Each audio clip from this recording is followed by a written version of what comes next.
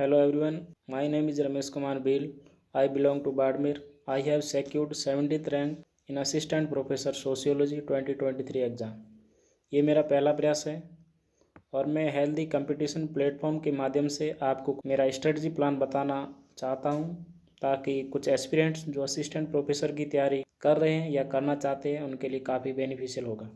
Healthy competition platform ने मुझे कुछ सवाल भेजे हैं, उनका मैं आपके सामने जवाब देने की कोशिश करूँगा। आपका पहला सवाल है बेसिक इंट्रोडक्शन।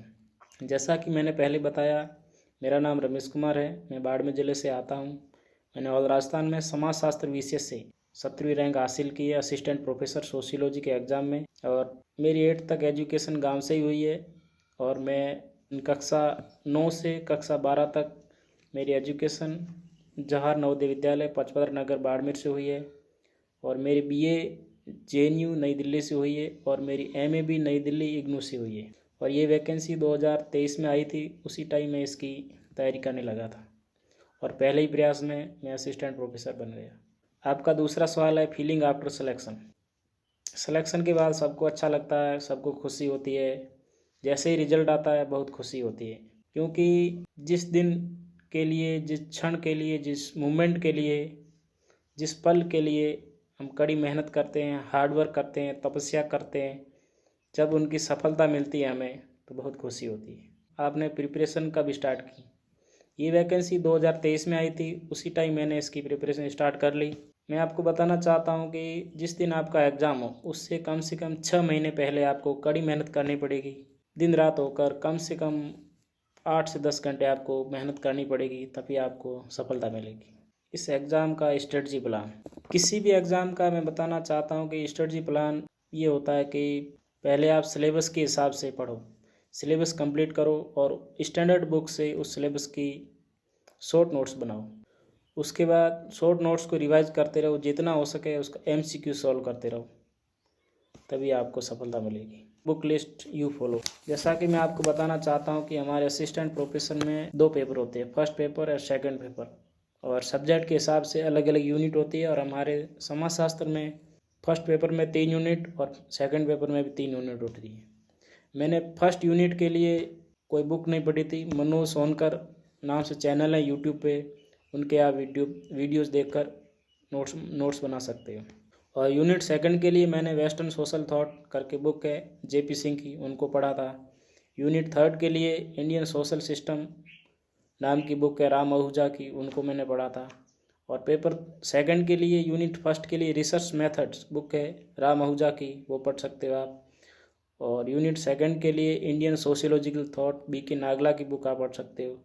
यूनिट थर्ड के लिए contemporary sociological theory JP Singh की बुक है, उनको आप पढ़ सकते हो। उसके बाद आपका सवाल है कोचिंग रोल। कोचिंग हर कैंडिडेट को पता रहता है कि मुझे कोचिंग करनी चाहिए कि नहीं करनी चाहिए, ये तो वही कैंडिडेट बता सकता है।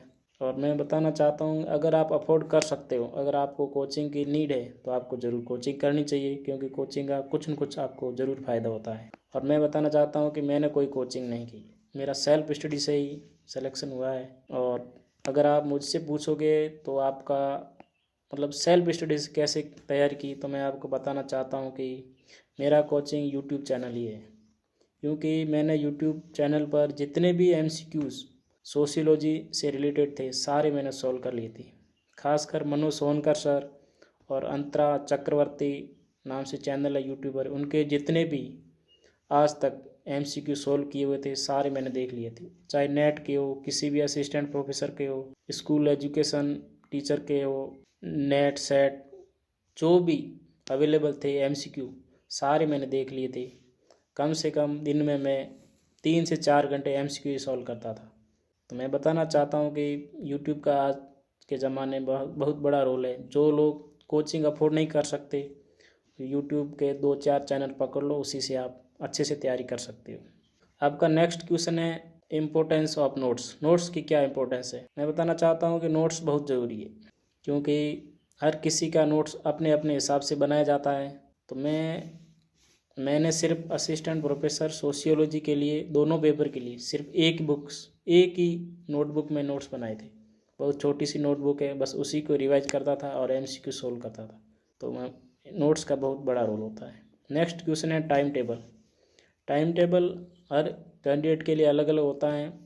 कुछ बताते हैं 8 घंटे, कुछ 10 घंटे। मेरे हिसाब से आपको कम से कम 6 घंटे तो हर दिन पढ़ना चाहिए और 8-10 घंटे आपको लेकर चलना चाहिए, तभी आपको सफलता मिलेगी। कम से कम 6 महीने पहले, उससे पहले भी आपको मतलब आपका उसका अच्छा उस पर सब्जेक्ट पे बैकअप होना चाहिए और एग्ज़ाम से 6 महीने पहले आपको कड़ी मेहनत करनी पड़ेगी। कम से कम 6 घंटे और 8 से 10 घंटे लगातार हर रोज़ पढ़ना चाहिए, तभी आपको सफलता मिलेगी।